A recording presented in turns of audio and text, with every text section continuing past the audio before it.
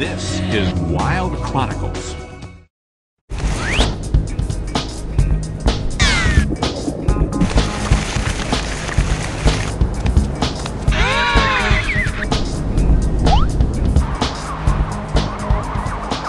They're the only land-based creature to weather the Antarctic winter.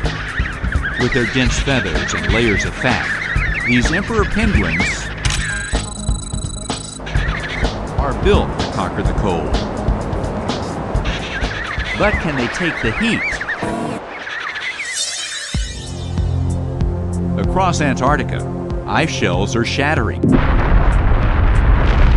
changing the landscape and creating some of the largest icebergs ever recorded. Scientists Jerry Koyman and Paul Penguenler say it's vital to learn more about emperor penguins in order to understand how the changing climate could affect them. We don't know anything about the world population of emperors, myself or anyone else. There's over 40 colonies established around the Antarctic, and we only have counts on a handful of those. We do know a lot about the emperors of Cape Washington and how they managed to raise their young. It's a grueling and difficult process. A huge stone monolith blocks the Antarctic winds here and creates a protected stretch of ice where these penguins can court and raise their chicks.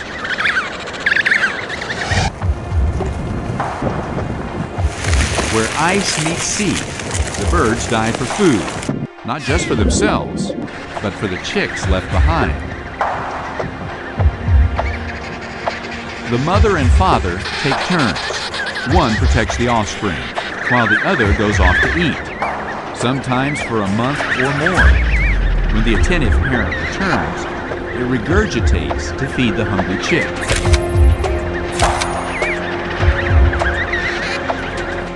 Our scientists have come to discover two things: how the penguins find their food, and what impact the changing landscape is having on the colony here at Cape Washington and in other locations.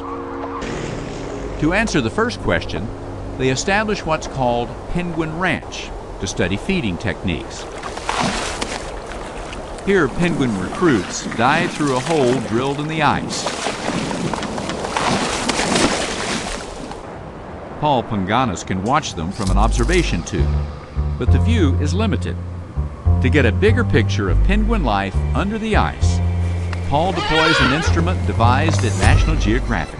So this is our critter cam unit with mounted on a harness which we'll put on the bird so that we'll be able to see what he's doing while he's diving underwater.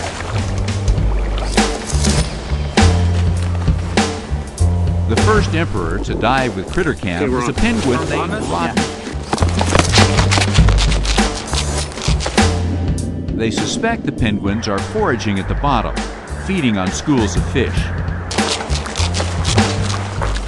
The critter cam is about to show something else is going on. Rodney takes a dive.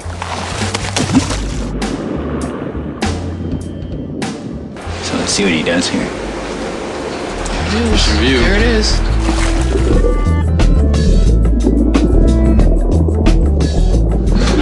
Oh yeah, oh, nice. That was very good.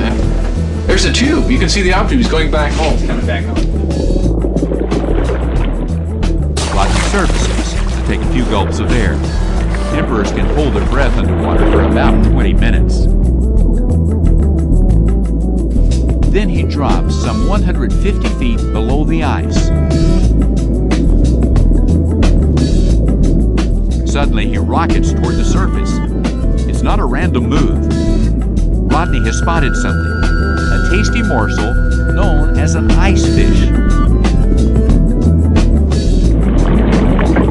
Then he drops down again and looks up to the ice ceiling, which is illuminated by the sun.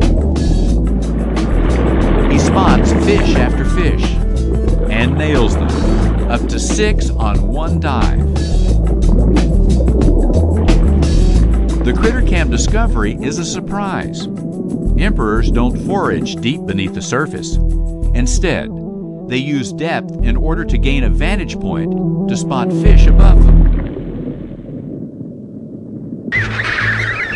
After observing the Cape Washington penguins, Jerry Kooiman can see no evidence the shifting ice pack has affected this emperor colony this year.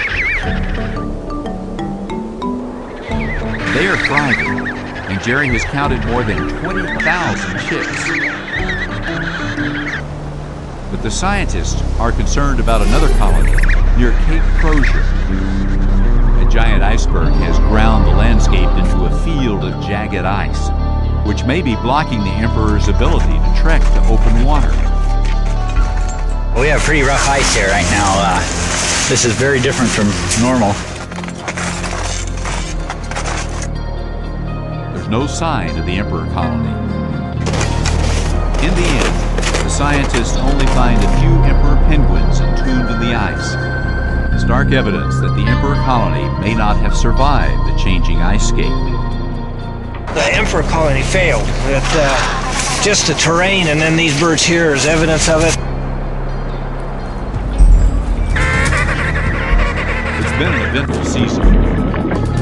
The scientists have seen one colony fail and another thrive in a fast-changing world of ice.